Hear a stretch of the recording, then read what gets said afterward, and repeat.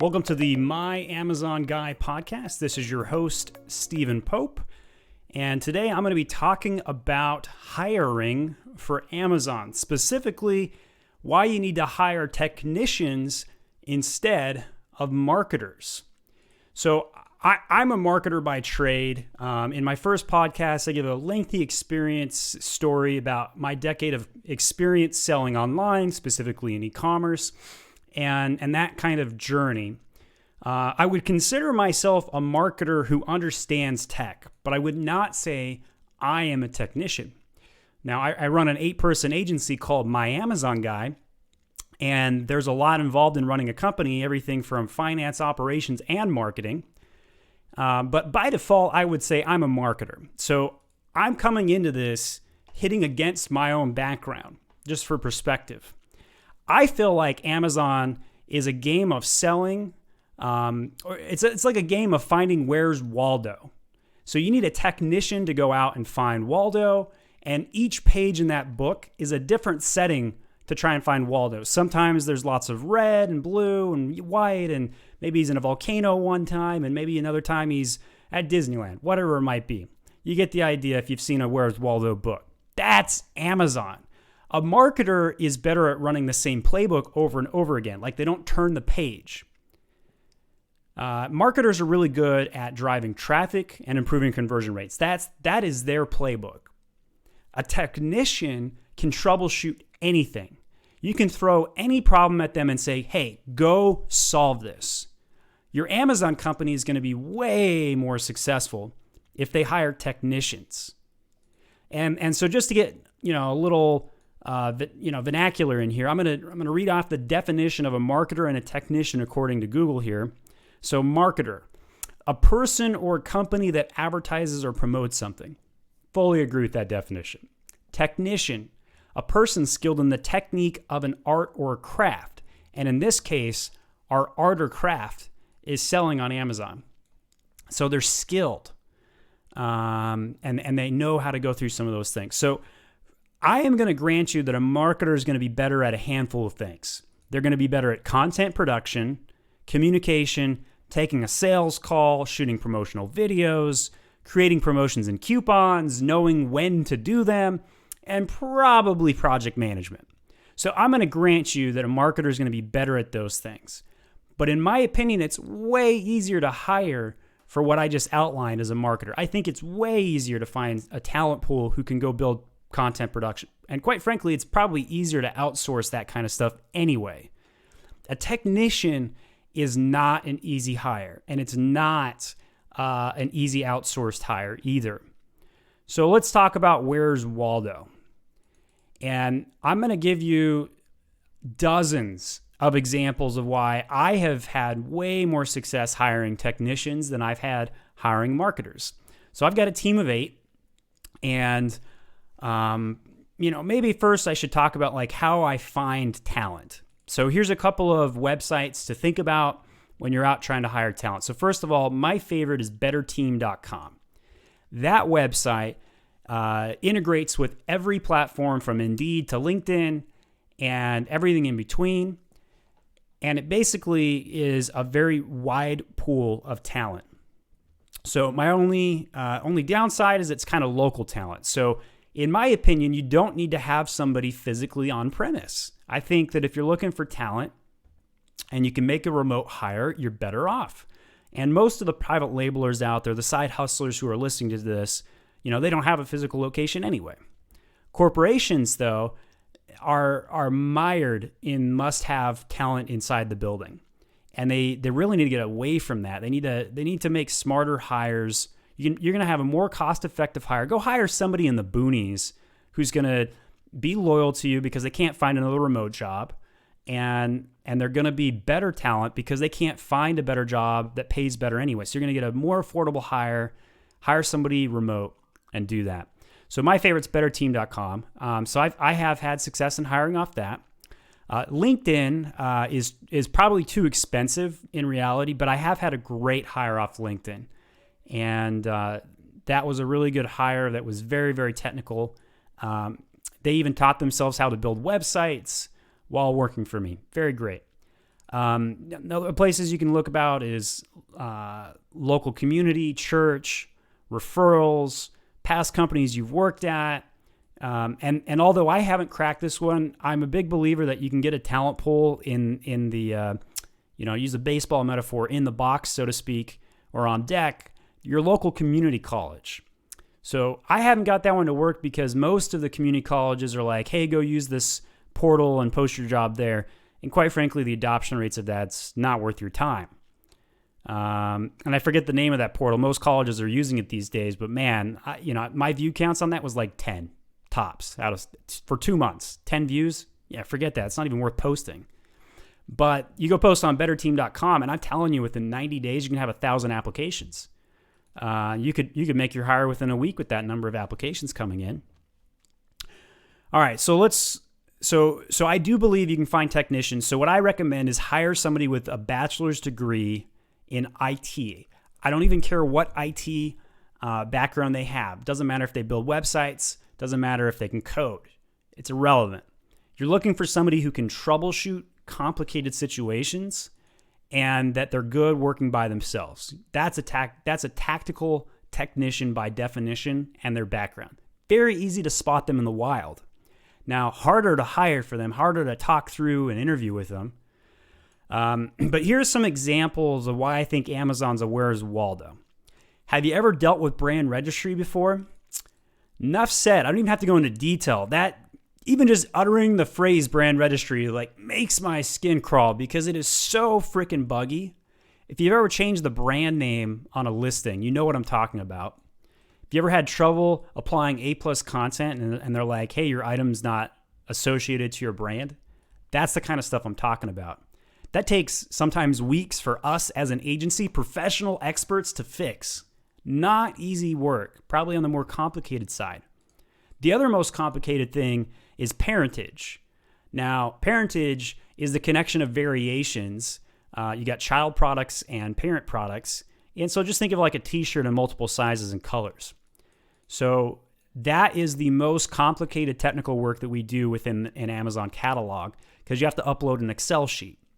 And in that Excel sheet, you connect all the data and you map the attributes, etc. Somebody who has a technical background is way more likely to embrace reading the code and the requirements of that template and uploading it correctly. And by the way, anytime you upload that Excel template to Amazon, do not forget, set partial update in that update column or you will override your data, especially if you're not doing a full data upload. Number one mistake. I have a list of rules while working at my Amazon guy. And number one on that list, the cardinal number one rule, is make sure you set partial update anytime you do a load. Because if you don't, you're gonna wipe out some data, and data wiping will cause sales loss. It can strand inventory. Speaking of stranded inventory, there's another Waldo. Anytime an item strands, it can happen for a variety of different reasons. It could be a detail page removal. Maybe Amazon says you got shark cartilage in your beauty product, and you're like, what the heck? What's shark cartilage? Or hey, you ever had an item removed because of pesticides? Yeah, I sell tweezers, but I had to go pass a test to pass pesticides test because there was a keyword that was some algorithm or robot picked up and said, hey, you can't sell pesticides on Amazon without passing our gating test. Ridiculous stuff like that. Those are the Waldos you got to have a technician to go solve. Detailed page removals are painstaking. You have to send emails and cases, and you have to articulate things a very particular way and say, hey, reinstate my listing for XYZ reasons.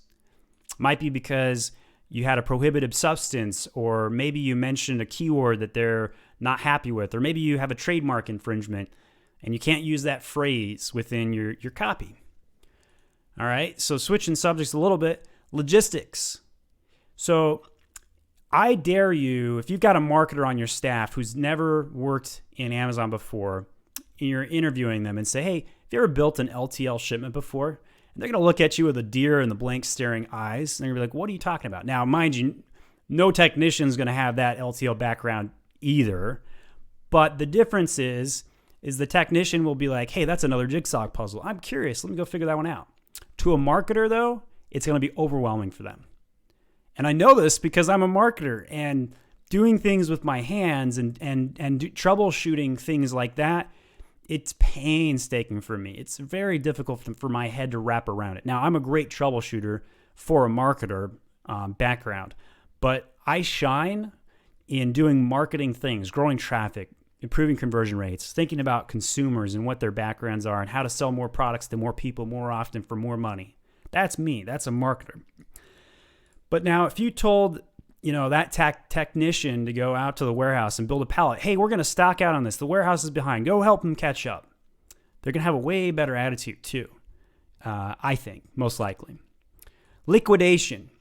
So a marketer may have some experience with liquidation, but a tactician or a technician, they're going to be like, hey, I wonder how I can quickly move this inventory. What are my options? And they're going to think, well, I could go call a bunch of liquidators. That's probably what the marketer is going to want to do. The technician, and maybe the marketer will think, hey, maybe we can do a price reduction. I think the technician, though, will be like, what if we altered the code to do something where we get more visitors from XYZ reasons or whatever? And they, and here's an example. I listened to a podcast the other day. Might have been The Amazing Seller. It might have been Helium 10's podcast. I don't remember which. And they were talking about how if you run a social media promo code of 50% off or more, you can get access to some Amazon traffic that comes from Amazon's affiliate pages. I didn't know that. That was news to me. So technicians are going to troubleshoot in creative and new ways, and they're going to come up with stuff like that, I think. Algorithm changes. So Amazon's search algorithm has changed 2 times, maybe 3 times in the past year alone. They claim they don't index A+ content, and a marketer is going to probably accept that at face value. A technician's going to be like, let's test it. Let's see what happens. Let me put some Spanish behind this photo's alt text and see if it indexes. And guess what? That's exactly what we did. And Amazon's a big fat liar, totally indexes. And I know that A+ content indexes because we've tested it. We put Spanish behind it. That's what a technician's going to do.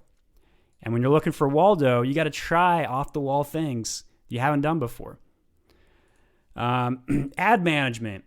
Typically, a pretty standard marketer aspect has become way more technical because now it's more equation-based. It's managing ACOS and TACOS.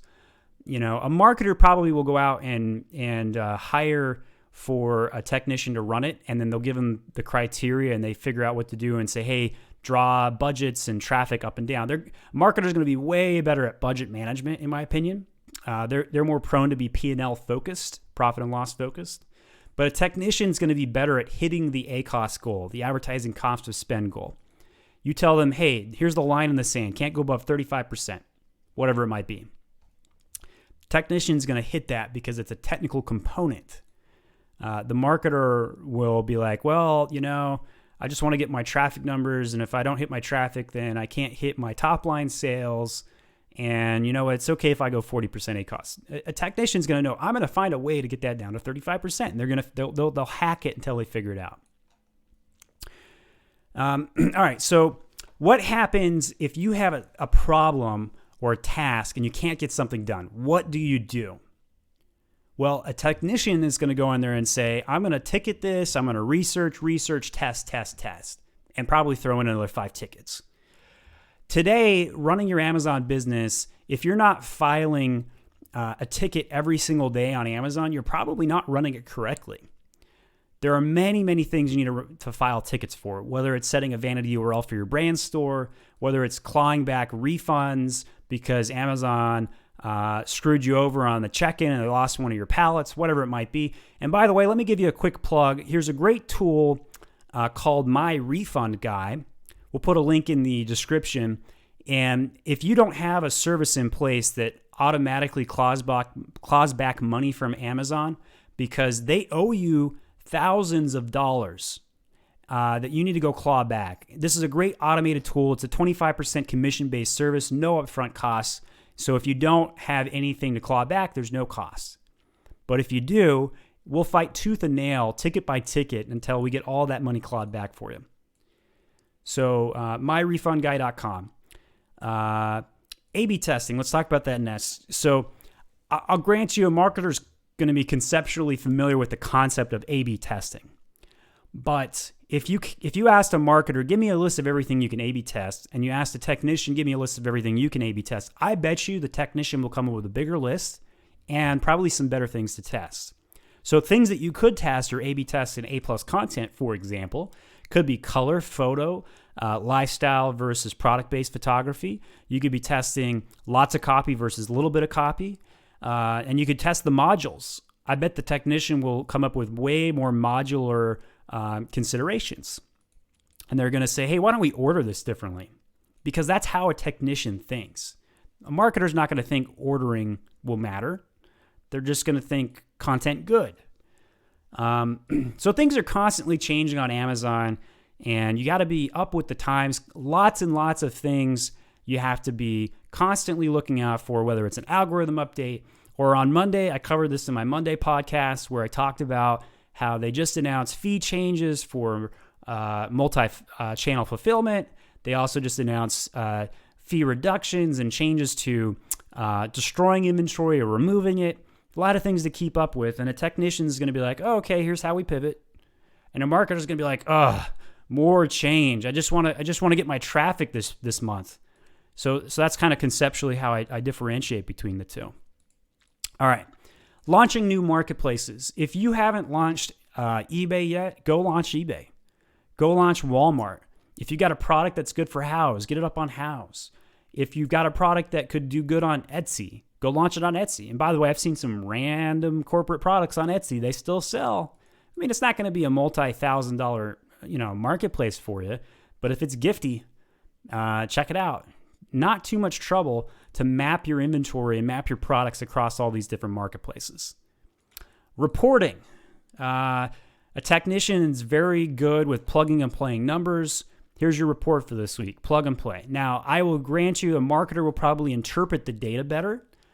They will say, hey, traffic's up, and I think it's because of XYZ reason. A technician probably won't be as good at that aspect. They probably will be good if you say, hey, traffic's up, I want you to go troubleshoot this, or hey, traffic's down, go figure out why. I think that if you ask them the question, they'll go look at it. I don't think they'll come up with the question on their own. I wouldn't necessarily say they're great at reading reports per se, unless it's part of the job description. So it might be a little weaker in that area. Europe, VAT, taxes, customs, imports. These are all jigsaw puzzles to go solve. They're all Waldos to go find. Really difficult stuff. Let's throw a couple more in here and then we'll wrap it up. So converting inventory to MFN or FBA, flipping it back and forth. Very technical component. And here's a great tip, by the way. If you have FBA inventory, go duplicate your SKUs so you've got a copy of them on the same ASIN. You're not making new ASIN listings. You're just putting the same ASIN on two SKUs and have one SKU be merchant fulfilled and the other be FBA. And why would I do this? Because if your FBA stocks out, your merchant fulfilled kicks in. Now, mind you, if you're doing FBA correctly, you got a 60-day supply at all times and you don't have to worry about stockouts. But a great technical scalable solution just in case. Maybe you're in that Christmas season in Q4 coming up later this year and your FBA stocks out because you thought, well, we're going to sell 500 units, but then you sold 600. Well, good thing you had that MFN on because you're still going to get some sales. Great thing to have in place. Finally, I guess I have a few more to go through here. So LastPass. People who are technical are more likely to be using technical tools like LastPass because they have to have all their logins for all these portals they log into. They're going to be more familiar with communication channels, whether it's Google Hangouts, Skype, Slack. They're going to be more comfortable with hybrid solutions, whether you have Vendor Central or Seller Central. They're going to be able to figure out how to program multi-channel fulfillment orders, and they're going to be better at setting up technology, whatever it is. So that's my podcast today on trying to hit on hiring for technicians instead of hiring for marketers. And I hope you enjoyed it. Please go tell 3 people about our podcast. We just yesterday got up on Apple Podcasts, and today we're now part of Google Podcasts. So you can subscribe to us on multiple locations. And we hope you do so. Feel free to leave us some comments, reviews. Let us know what you'd like us to cover on one of these podcasts. We'd be happy to do so. This is Stephen Pope with My Amazon Guy.